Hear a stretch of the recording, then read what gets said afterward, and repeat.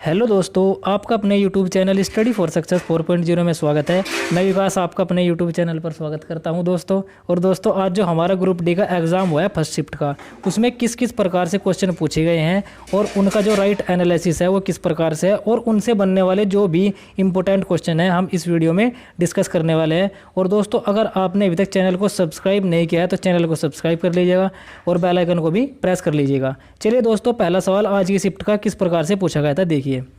चिपको आंदोलन किससे संबंधित है? तो दोस्तों, ये जो हमारा चिपको आंदोलन है ये है वृक्षों की सुरक्षा से संबंधित है।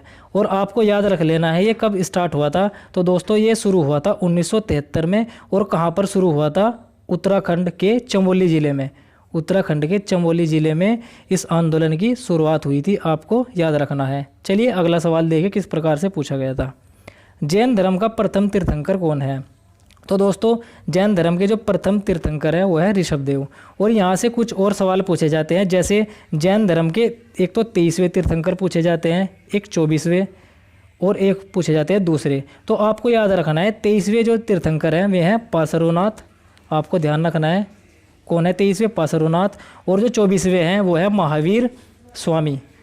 आपको याद रखना है महावीर स्वामी। और जो दूसरे तीर्थंकर है दोस्तों वो है अजीतनाथ। आपको ध्यान रखना है। और यहाँ से एक इम्पोर्टेंट सवाल और, जो हमारे महावीर स्वामी है इन्हीं को जैन धर्म का वास्तविक संस्थापक माना जाता है। चलिए दोस्तों, अगला सवाल देखिए किस प्रकार से पूछा गया था। संविधान सभा के अस्थायी अध्यक्ष कौन थे?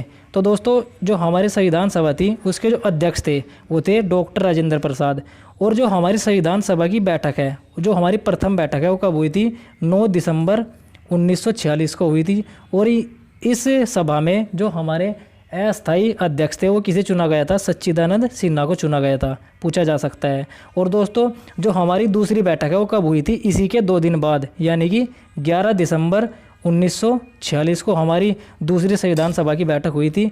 और इसमें जो अध्यक्ष चुने गए थे वो थे डॉक्टर राजेंद्र प्रसाद, और ये थे अस्थायी अध्यक्ष, आपको ध्यान रखना है। चलिए दोस्तों, अगला सवाल देखिए किस प्रकार से पूछा गया था। शंकराचार्य संस्कृत विश्वविद्यालय किस राज्य में स्थित है?